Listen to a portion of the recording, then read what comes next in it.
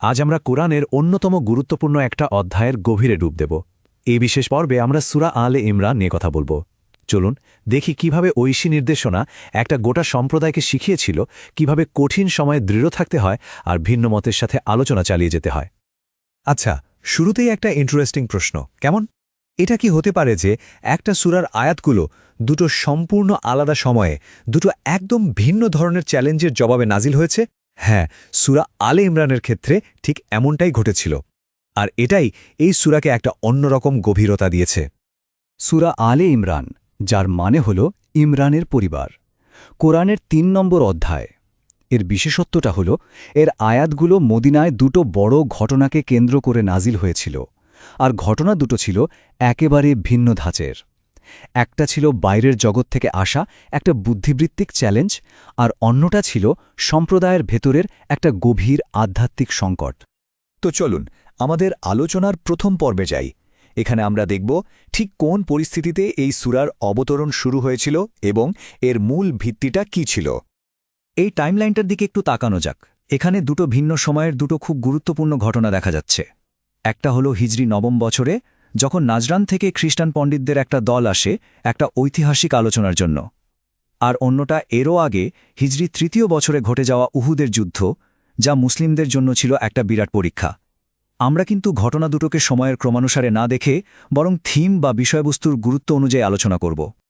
মানে ব্যাপারটা অনেকটা একটা কয়েনের দুই পিঠের মতো।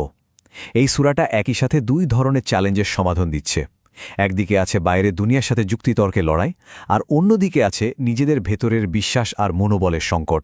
আর ঠিক এই জায়গাতেই সূরা আলে ইমরানের নির্দেশনাগুলো একটা পথপ্রদর্শক হিসাবে কাজ করে। আচ্ছা, এবার আসা যাক প্রথম বড় ঘটনাটার দিকে, নাজরানের খ্রিস্টানদের সাথে সেই ঐতিহাসিক ইন্টারফেথ ডায়ালগ বা আন্তধর্মীয় সংলাপ। তো তারা ঠিক কী নিয়ে কথা বলতে এসেছিলেন?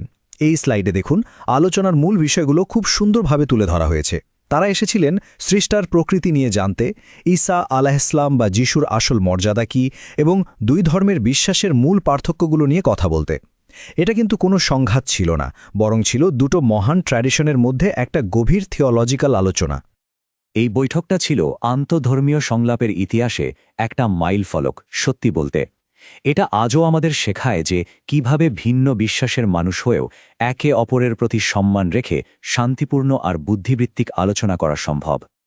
চলুন এবার সেই আলোচনার আরও গভীরে প্রবেশ করি। দেখি বিশ্বাসের ঠিক কোন কোন পয়েন্টগুলো নিয়ে মূল আলোচনাটা হয়েছিল। এই স্লাইডে খেয়াল করুন, ঈসা আলাইহিসসালামকে নিয়ে দুটো দৃষ্টিভঙ্গির পার্থক্য কত পরিষ্কারভাবে দেখানো হয়েছে। ইসলামের বিশ্বাস অনুযায়ী তিনি আল্লাহের অত্যন্ত সম্মানিত নবী, অলৌকিকভাবে তার জন্ম, কিন্তু তিনি উপাসনার যোগ্য নন।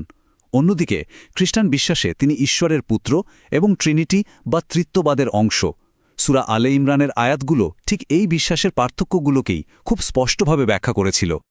যখন কোনোভাবেই আর যুক্তিতর্কের সমাধান হচ্ছিল না, তখন কোরআন থেকে একটা একদম অন্যরকম প্রস্তাব আসলো, যেটাকে বলা হয় মুবাহালা।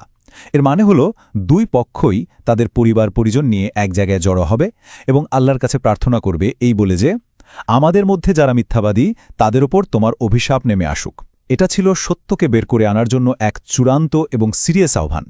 কিন্তু নাজরানের প্রতিনিধি দল শেষ পর্যন্ত এই প্রস্তাবে রাজি হননি। এতক্ষণ আমরা কথা বলছিলাম বুদ্ধির লড়াই নিয়ে।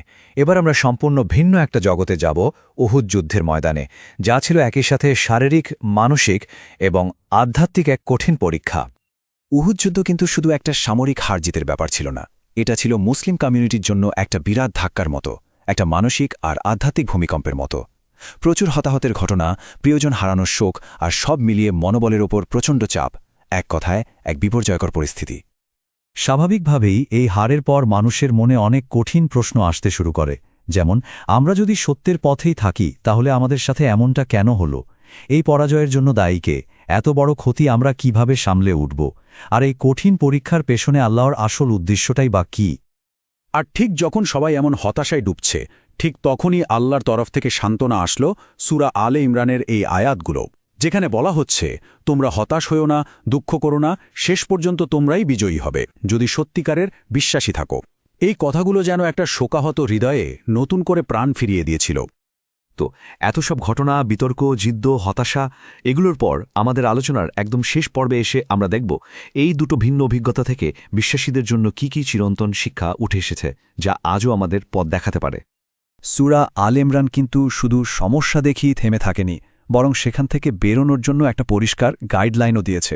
যেমন, প্রথমত বিপদে ধৈর্য ধরতে হবে, দ্বিতীয়ত একে অপরকে ক্ষমা করতে হবে এবং পরামর্শ করে কাজ করতে হবে, তৃতীয়ত আল্লাহর পরিকল্পনার ওপর ভরসা রাখতে হবে, যাকে বলে তাওয়াক্কুল, চতুর্থত সুদ বা রিবা পরিহার করে দানের মাধ্যমে সমাজকে অর্থনৈতিকভাবে মজবুত করতে হবে, আর সবশেষে অতীতের জাতিগুলোর ভুল থেকে শিক্ষা নিতে হবে, যাতে একই ভুল আবার না হয়। এইগুলোই ছিল সংকট থেকে উত্তরণের মূল নির্দেশনা। তাহলে দেখুন কি দারুণভাবে সূরাটা দুটো বিষয়কে এক করল। নাজরানের ঘটনা আমাদের শেখাচ্ছে বুদ্ধিবৃত্তিক স্বচ্ছতা আর যুক্তির গুরুত্ব, আর উহুদের ঘটনা শেখাচ্ছে আধ্যাত্মিক দৃঢ়তা আর বিপদে টিকে থাকা শক্তি। একটা শক্তিশালী কমিউনিটির জন্য কিন্তু এই দুটোই দরকার। শেষ পর্যন্ত সূরা আলে ইমরান একটা কমপ্লিট ফ্রেমওয়ার্ক দেয়। এটা শেখায় একটা কমিউনিটি কিভাবে বাইরের দুনিয়ার সাথে ডিল করবে আর একই সাথে নিজেদের ভেতরের সমস্যাগুলো সমাধান করবে। আর এইখানেই আমরা আজকের আলোচনাটা শেষ করতে চাই একটা প্রশ্ন রেখে। সংলাপ, দৃঢ়তা আর বিশ্বাসের এই শিক্ষাগুলো আজকের এই আধুনিক পৃথিবীতে আমাদের জন্য কতটা প্রাসঙ্গিক? ভাবনার অবকাশ কিন্তু রয়েই গেল।